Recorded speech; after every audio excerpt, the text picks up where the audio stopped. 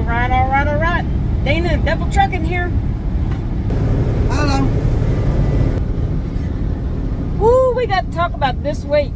We sure got to talk about this week. Oh my Lord. Woo. Hey, it's been a good week. We've had a lot of excitement. Look, I drove into Chino. She went to sleep. We switched out at Kingman, Arizona. I had 300 miles to drive into Chino, California. I got in there about 11:30 our time, which would have been, 11:30 their time, which would have been 1:30 our time. So, the last time we went to California, we got out of there in about 2 hours.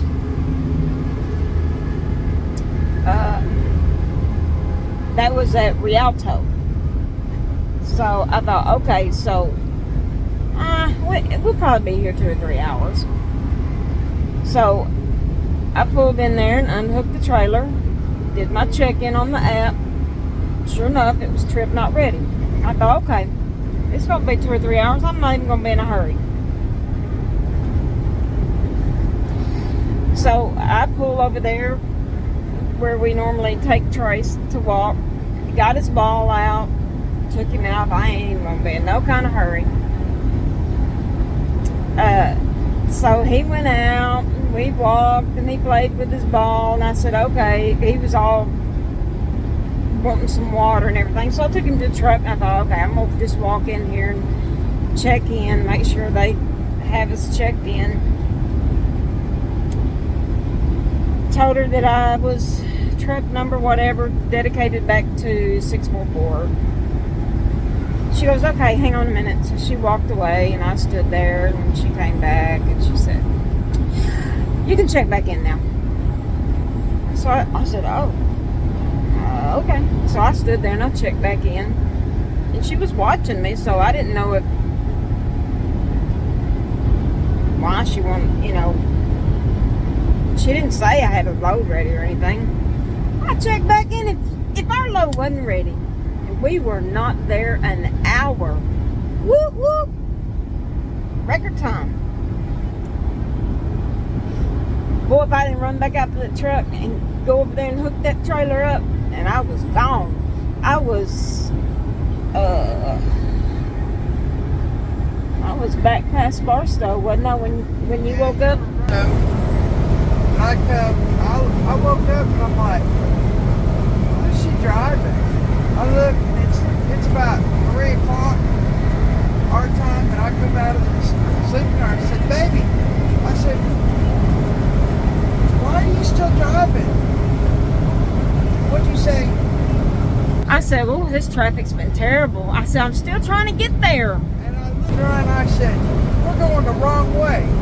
She goes, no, we ain't. I said, no, we're going the opposite way. And I looked around, and I didn't see no numbers on it. We got out of there. She's black. She got this grin on. I said, it pays to be me. She said, you asshole. I said, hey, I'm taking you home, girl. I'm taking you home. So she said, I still had 5 hours, a little over 5 hours on my clock when when I left. I had 5 hours to drive. Boy, I got us almost back to Lake Havasu City. 59 miles from where I began. I was so proud of myself. Good job. So, we had talked about, of course, we always talk about the weather. And I told her, I said, now look, they're talking about some snow. But it's Wednesday, so we kept looking. She looked on her weather app. We'd used 2 different weather apps. I looked on my weather app, and I'm like, they're talking about some blizzard conditions. She looked on her weather app, and she's like, it's not really showing anything. And I said, well, it's showing something on mine. So We take the two evils, and we kind of figure out whether or not it's going to happen or whether or not it's not going to happen. So I get through Flagstaff and nothing. Flagstaff's good. And I get down Slackman, nothing. Then I get about 50 miles outside of Gallup, and all hell breaks loose. It starts raining, and then it starts sleeting, and then it starts snowing. And this ain't just regular snow that comes down and a trickle. It started like that, and I said, oh, I can manage this. It's all right. And then all of a sudden, that snow, it didn't blow straight down. It's blowing straight into, I mean, dead straight into the front. I mean, blizzard, snow. And it's like, I can't see the road. I literally could not see the road. And so I worked it to where I basically, I guess Dina called it, it's called snow blindness, because I literally could not see the road. Finally, I got to the point where I just couldn't see the lines. Now, don't get me wrong, I've been able to drive in bad snow, blizzard conditions. This was bad. Finally, I ripped that curtain open and I went, Dina! Come up here. And she answered me the first call I got. She come up here and she goes, oh, Lord. I flipped that curtain open and all I could see was, I mean, look at our video. I posted a short video. I opened that curtain and I mean, it's like all I could see. I said, oh, all right, out I came. I'm driving about 20 miles an hour with my flashers on because I literally could not see the road. She's like, I can't see the road. I said, if you can't see the road, we might need to pull this thing over here for a minute. And I'm like, I was trying a place to get off, and literally I could not see to even find a place to get off, a ramp to take, because the ramps were covered. And you couldn't see the signs to get off on a ramp to get off. And so I kept trying to plug along, and you got these truckers that think they're master truckers flying by me. And I just finally, I found, she's like, baby, just pull over here. Finally, I found a place just to pull over. At one point, I could feel my tires, what do you call it? Slipping. They were slipping. I got up out of that because we're coming up a hill. Finally, I found a place to pull over. Dina said, well, let me try it.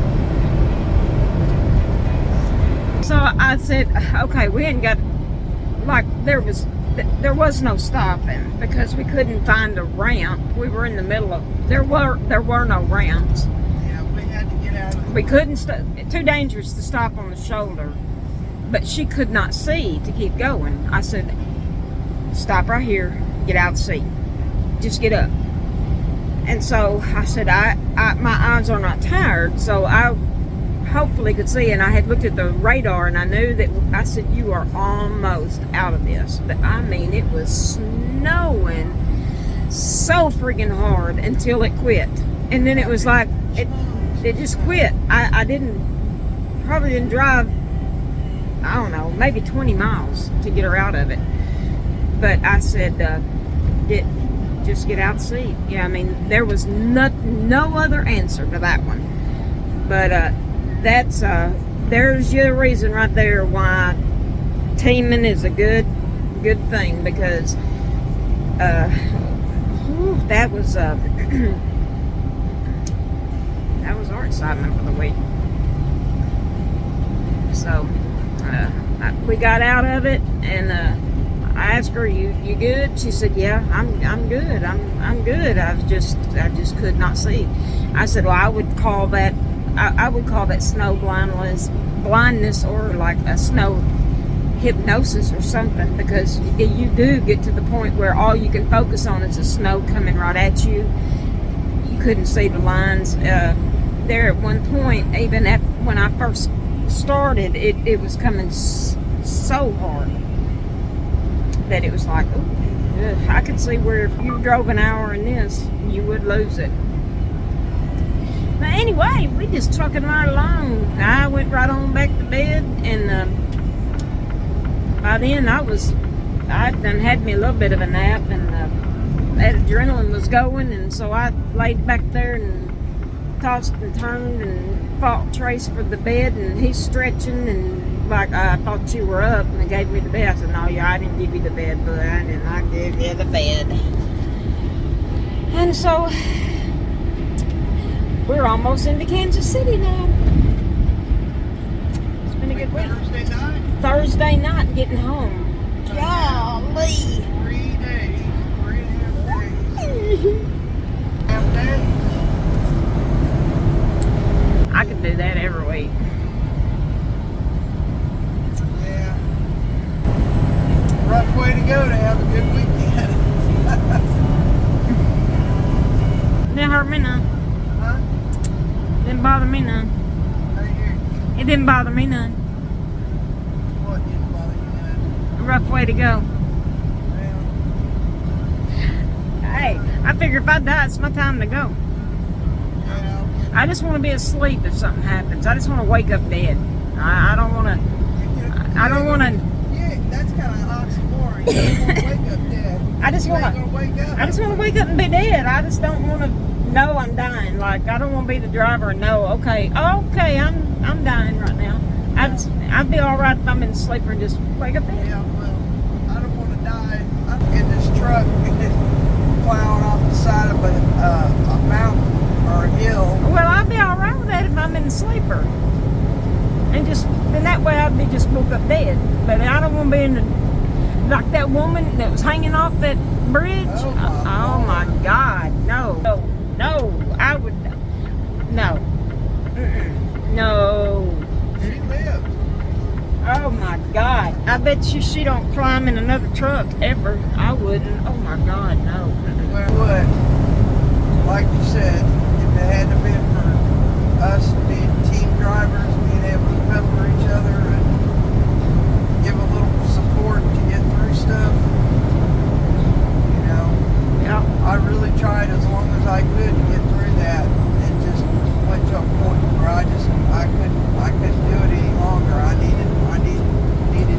That was the help. worst spot ever too, because it's right there before Gallup, and there's nowhere to. There's nothing. There's nothing there till you get to Gallup. Yeah. That's just the worst spot ever. Yeah. But anyway, And don't, you know, I'm not a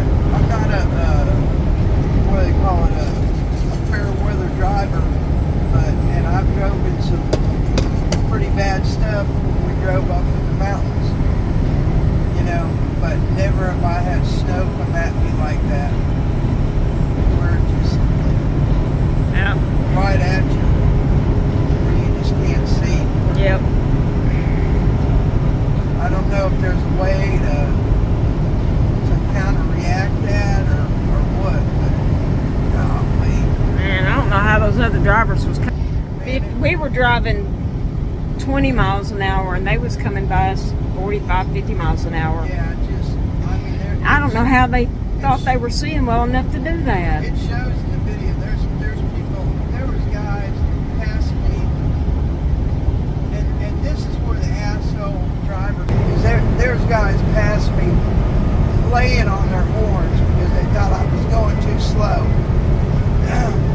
That proves to you these guys don't understand that they just need to leave people like that, us alone, because I'm doing my drive the way I need to do my drive.